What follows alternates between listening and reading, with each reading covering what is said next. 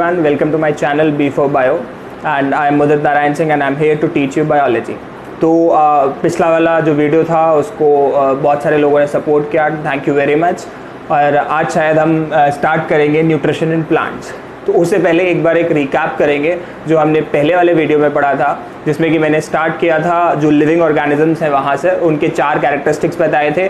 उसमें सबसे पहला था हमारे पास ग्रोथ, दूसरा था मूवमेंट, तीसरा था रिप्रोडक्शन और चौथा था स्पेशल जो केस मैंने आपको बताया था जो केवल और केवल लिविंग ऑर्गेनिज्म में ही मिल सकता है, जो कि है हमारा रिस्पॉन्स टू एन स्टिमुलस। दूसरा एक चीज़ मैंने आपको बताई थी उसके बाद कि जो भी लिविंग ऑर्गेनिजम्स होते हैं उन्हें एनर्जी का ज़रूरत पड़ता है इन सारे लाइफ प्रोसेसेस को कंप्लीट करने के लिए।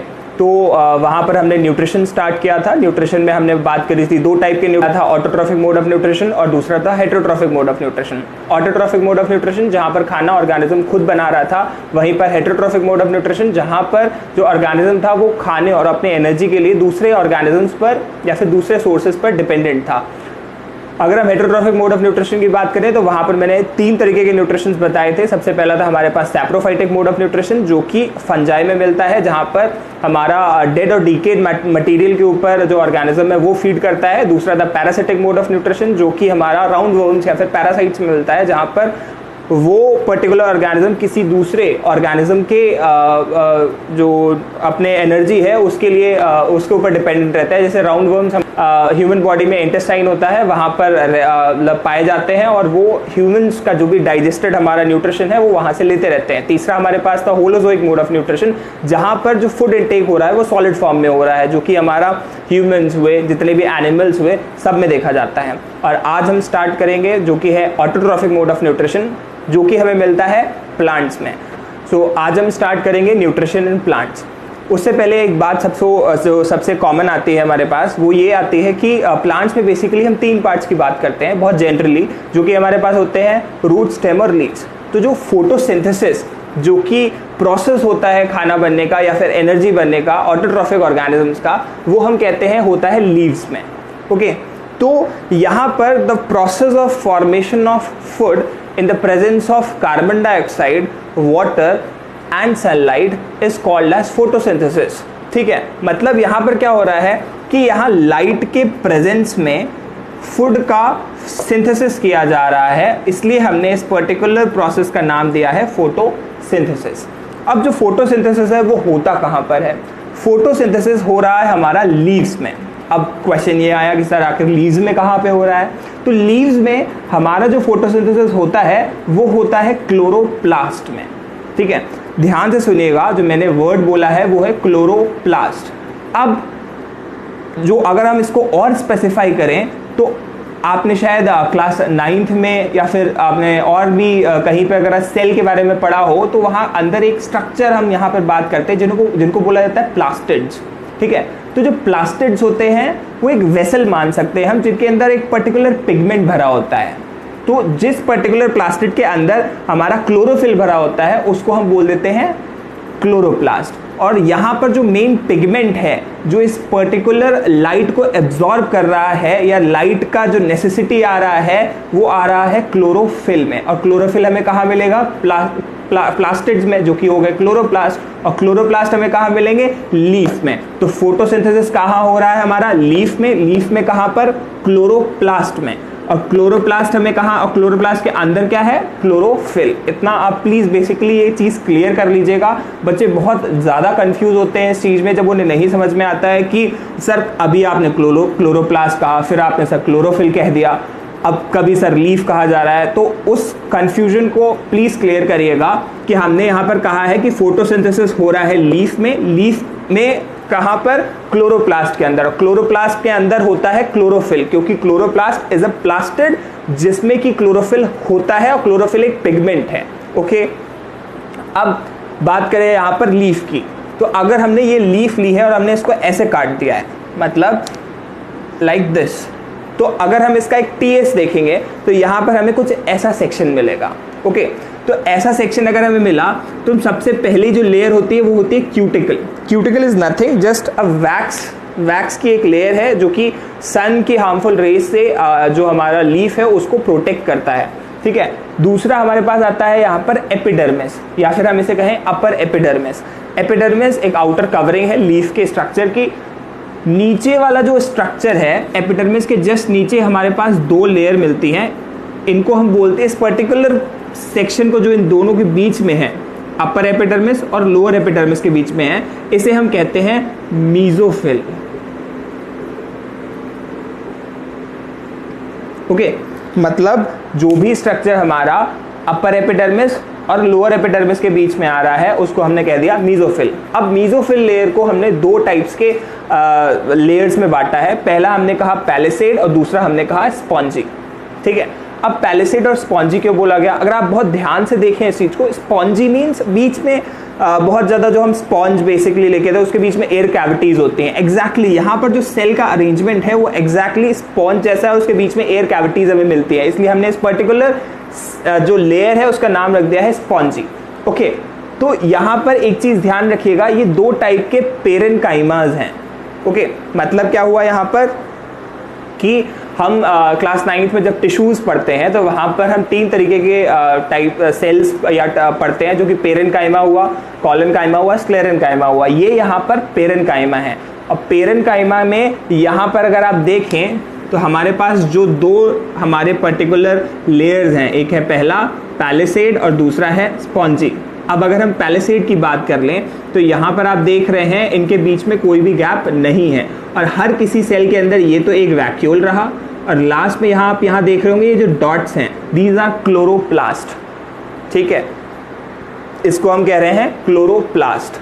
दूसरा अगर आप यहाँ पर देखेंगे स्पॉन्जी लेयर, इसके अंदर भी अगर हम ध्यान से देखें तो यहाँ पर भी हमारे पास ये जो स्ट्रक्चर्स मैंने बनाए हैं, these are chloroplast.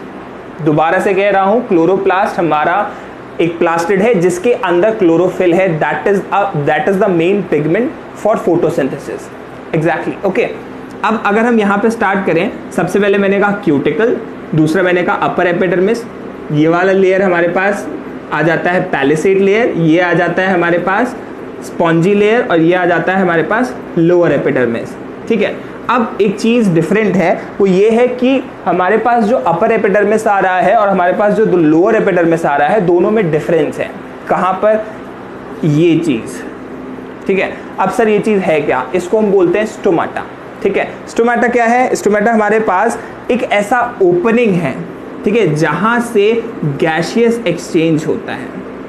Got it और नॉट? मतलब जो स्टोमाटा है वो लोअर एपिडर्मिस पर हमारा एक ओपनिंग है जो कि गैसियस एक्सचेंज के लिए रिस्पॉन्सिबल है। मतलब कार्बन डाइऑक्साइड और ऑक्सीजन के जो गैसियस एक्सचेंज हो रहे हैं वो होते कहाँ पर है? हमारा बेसिकली स्टोमाटा की वजह से होते हैं। और जो स्टोमाटा है वो यहाँ पर जो उसकी एंडिंग्स हैं, जो ओपनिंग्स हैं, ये गार्ड करी जाती हैं। 2 टाइप्स की सेल्स होती हैं जिन्हें हमने कहा है गार्ड सेल्स। ओके, ये स्टोमाटा का स्ट्रक्चर हम जस्ट अभी फोटोसिंथेसिस डिस्कस कर लें, उसके बाद दोबारा डिस्कस करेंगे। तब तक के लिए वापस से एक बार रिपीट करता हूँ। सबसे पहला, अगर हम यहाँ पर लीफ को ऐसे कट करते हैं तो हमारे पास एक सेक्शन आता है। ठीक है, सेक्शन में हमने कहा सबसे पहले है हमारे पास क्यूटिकल, दूसरा हमने कहा अपर एपिडर्मिस। अपर एपिडर्मिस के नीचे ये पूरी लेयर है मीजोफिल, जो भी इन दोनों के बीच में आ रहा है। उनको हमने दो पर्टिकुलर लेयर्स में स्पेसिफाई किया। सबसे पहला हमने कहा पैलिसेड लेयर, दूसरा हमने कहा स्पॉन्जी लेयर। पैलिसेड लेयर में आप देख रहे हैं गैप्स नहीं हैं, यहाँ जो सेल्स हैं उनके बीच में वैक्यूल दिख रहा है और उसके आसपास हमारा क्लोरोप्लास्ट दिख रहा है। वहीं पर आप दूसरा देखें जो हमारा स्पॉन्जी लेयर है, स्पॉन्जी लेयर्स है बहुत इरेगुलरली क्या कहते हैं ऑर्गेनाइज्ड है, और उनके बीच में एयर कैविटीज़ हैं। एयर कैविटीज़ किस लिए हैं? क्योंकि हमारे पास यहाँ पर गैसियस एक्सचेंज हो रहा है। लास्ट में हमारे पास यहाँ पर आता है लोअर एपिडर्मिस, जो कि आप देख रहे हैं जिसमें डिफरेंस आता है स्टोमाटा का। Stomatas are the opening which are responsible for the exchange of gases, mainly carbon dioxide and oxygen. और उसके नीचे भी हमारा वापस देख लिया जाता है कि that is again cuticle. Okay, मतलब बेसिक अब हमारा ये पता लग गया है अभी तक हमें कि प्लांट्स में फोटोसिंथेसिस हो रहा है, जिसकी वजह से फूड जो उनका है उसका फॉर्मेशन किया जा रहा है। और यहाँ पर जो फूड का फॉर्मेशन हो रहा है वो कहाँ, प्लांट के कौन से पार्ट में हो रहा है? लीव्स में।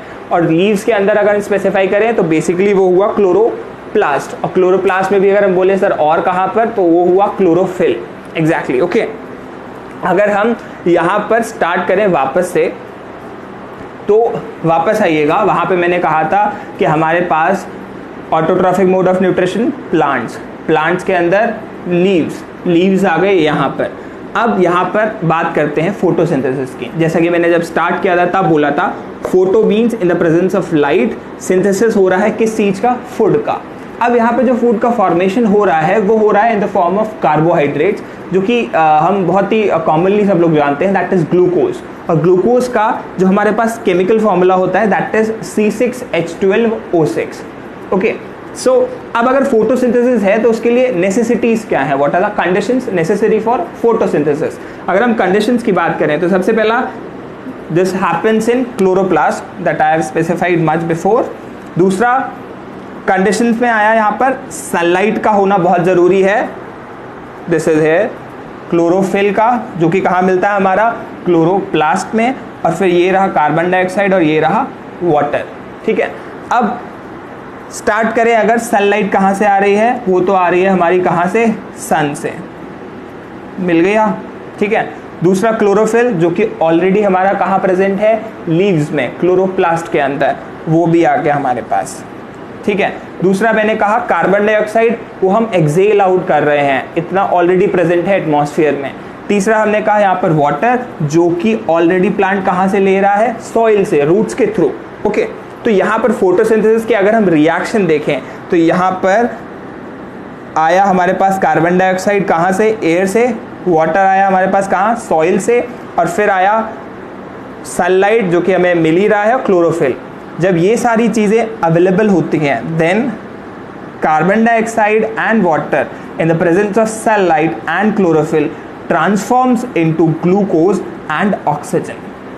ओके, अब यही ऑक्सीजन हम कहाँ से रिलीज कर देते हैं, स्टोमाटा से।